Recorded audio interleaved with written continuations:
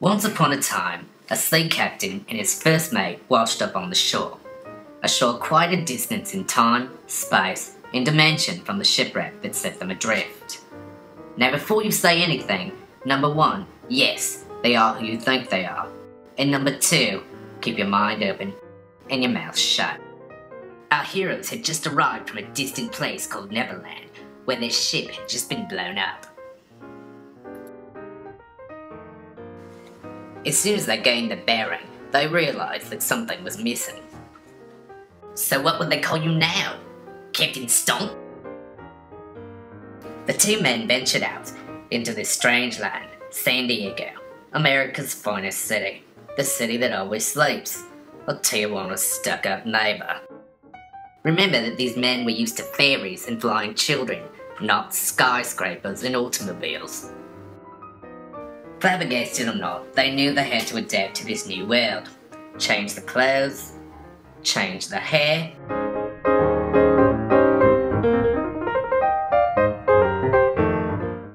get a job,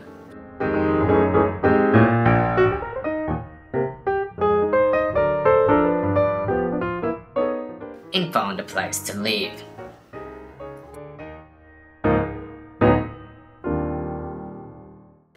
They never became quite comfortable with the television or motion pictures, so they spent much of their time in bookstores. One such visit turned their already twisted lives upside down. For as long as there had been long sea voyages, it was understood that it was alright to help a sailor out, wank wank, when at sea. The first mate had never confessed that he had also been very helpful in port.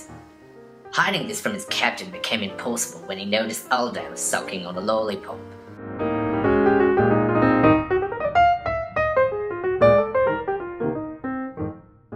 His captain hardly noticed though, because he was about to make a horrifying discovery.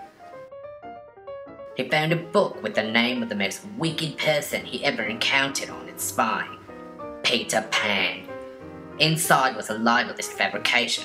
Peter Pan wasn't the spoiled prince who murdered his family when they tried to make him grow up, and Tinkerbell wasn't the depraved fairy who cast a spell on Neverland that let no one age, and who pushed fairy dust, kind of like cocaine, and pimped out the lost boys.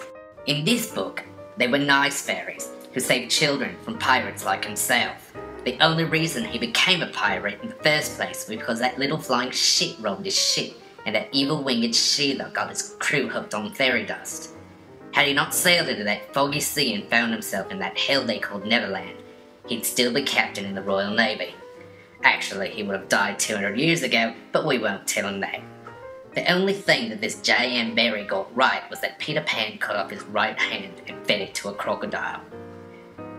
The first mate took it very hard and found comfort in a powder similar to his old friend fairy dust. Fortunately, unlike Neverland, San Diego had many resources for drug addicts, and he soon found help with the support of loved ones. The captain had no vices to escape his pain with, and was plagued with night terrors. His first mate nudged him to get help, as the captain had done for him. Begrudgingly, the captain saw this psychoanalyst, who upon hearing what he assumed to be the captain's delusions, almost had him committed immediately. Instead, he decided to see if he could push his patient into reality by confronting the issues underneath his hallucinations. Soon the captain realised he must take responsibility for his actions after Peter Pan first attacked him. He soon revealed that the night before he washed up in San Diego, he had lured Tinkerbell and Peter Pan onto his ship and blew it up. He assumed that he and his first mate were the only survivors.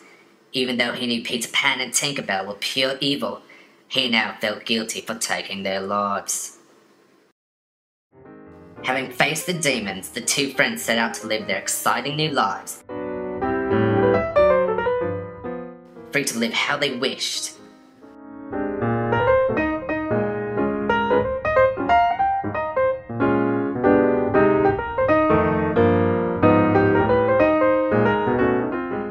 In an exciting new world, without the shadow of a malevolent fairy or a diabolical child to haunt them. The end.